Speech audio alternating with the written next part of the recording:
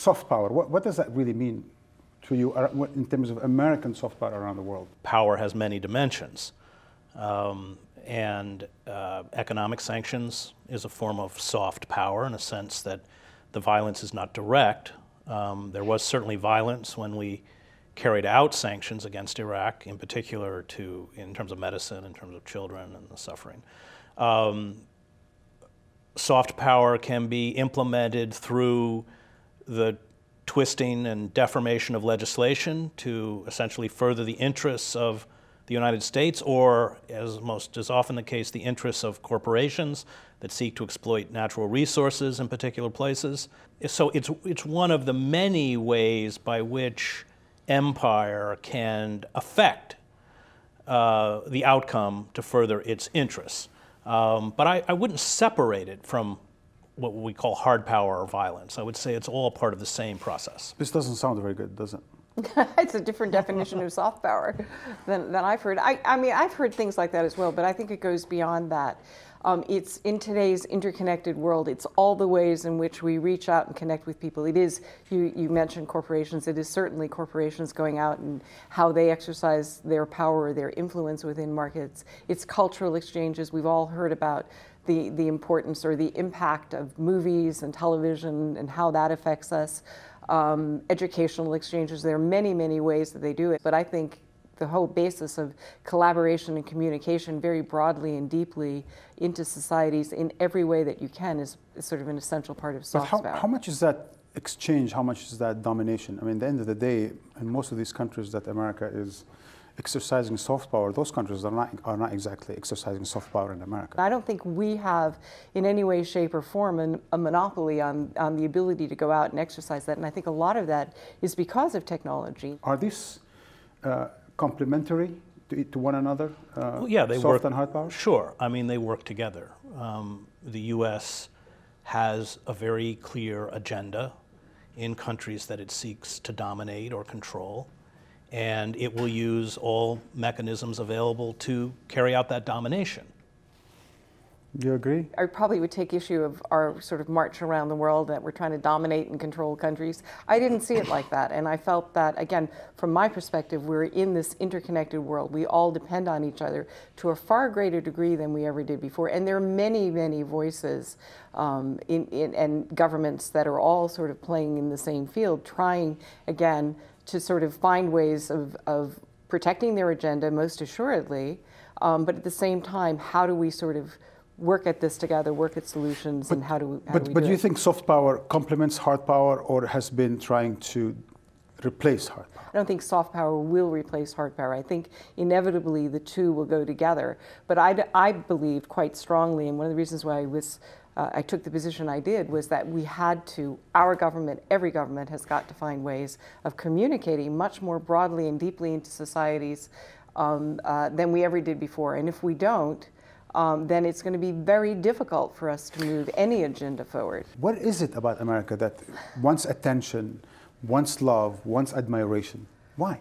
I didn't feel like I was leading a team of people that were going out trying to get people to love us. But isn't that your motto, basically, winning hearts and minds? Well, I didn't feel like that was my mission, to go out. It was basically to go out and to really sort of, if you will, find new ways of communicating with people, to sort of put out who we are, to be clear behind, sort of to make it very clear to people who we were, what we stood for, and what our position was on a broader range of issues. But I think today, in today's world, to sort of go out and sort of position it as we're trying to capture hearts and minds, it's not going to work. You lack authenticity when you do that, and people can see that very quickly. Is it a question of communication? Is America seen in certain parts of the world negatively because they understand or because they misunderstand America? It's a question of how we communicate, and we communicate increasingly to the rest of the world, and this is certainly true in the Middle East, through violence. That's the primary language we speak to Pakistanis, Iraqis, Afghanis, Yemenis, Somalis, and others. And certainly let's not forget the Palestinians through our surrogate Israel. And that's not an image problem. That is an attempt to recreate the Middle East in our image through force, which has been a disaster. And all the kind of propaganda campaigns and branding and image campaigns are kind of useless. So no public diplomacy is going to be able to neutralize that? Is that what you're saying? No, because it's so disconnected from our primary form of communication and what we're doing. And Judith speaks about, communicating. Well, we never asked Iraqis what they wanted. We never asked Afghanis what they wanted. We have remained utterly tone deaf. We sought elites that were willing to do our bidding, but those elites, whether it's Maliki or Karzai, have become utterly discredited with their own population because they were puppets and essentially masks for U.S. imperialism. Presumably, in some very basic definition of soft power, is that America would lead by the power of its example rather than the example of its power. And if that is the case, then, from Abu Ghraib to the torture report and from Guantanamo to the inequality report in the United States, what example is the United States? Well, I agree with you. You wish that we would lead, you wish that were the case, but we live in a very imperfect world. And it's not as if, it sounds as if we are the worst, the only one in the world going out doing this. We are the bad guys, the rest of the world is good. And it's simply not like that. It's a very complicated world in which we live, and there are a multitude of players, both national players, other countries, other governments, all of us looking out for our own. But see, I think that the other governments and the other countries, especially the other superpowers, don't claim to be the exceptional nation, the benevolent nation, the indispensable nation. And I think when we look at ourselves like that, do we claim to that or do we aspire to be that? And I would say that those are our aspirational goals, that we aspire to be there, that it is something that that we are trying to do. Do we make mistakes? Do we fall off the path? Absolutely. Are there moments in time where our foreign policy or economic policy conflicts with our fundamental values? Unfortunately, that's the case. We're not unique in that. But I believe at the end of the day, we are constantly striving to achieve those goals. But it's a very difficult needle to thread. There might be a lot of problems which we're discussing about America. But brand America is still more powerful, more influential, more attractive than everyone else. Because guess what?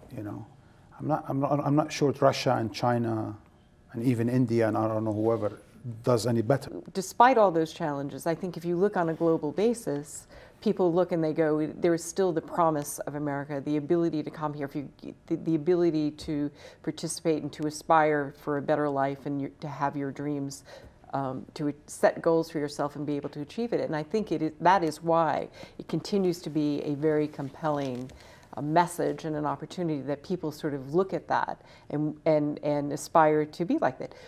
Again, with admitting fully that we are not, in any way perfect. But statistically, we know that's a myth.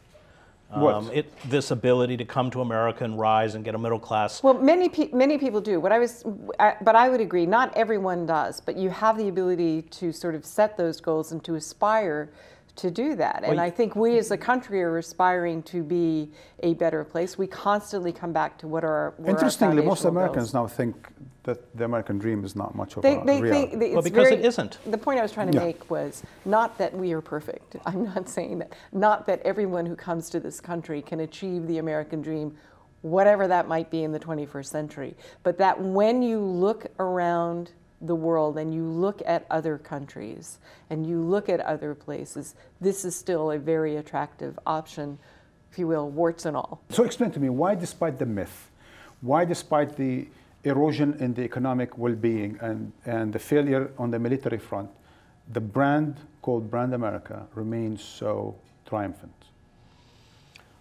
Because we're very good through mass media and through entertainment systems in perpetuating that brand. But anybody who, lives in Bolivia and all they know of America is Hollywood movies doesn't really know anything about America. And I speak as someone who lived in Bolivia. People's perceptions, courtesy of the mass media, bear very little relationship to the reality. And immigrants who now come, and we have reconfigured the American economy into an oligarchic form of neo-feudalism. Unlike anything we have seen since the age of the robber barons. We have destroyed our working class, and we are in the process of destroying our middle class. And yet that myth, whether it's disseminated through television programs or Hollywood or public diplomacy, continues to be perpetuated, but I think it no longer bears any relation to the reality.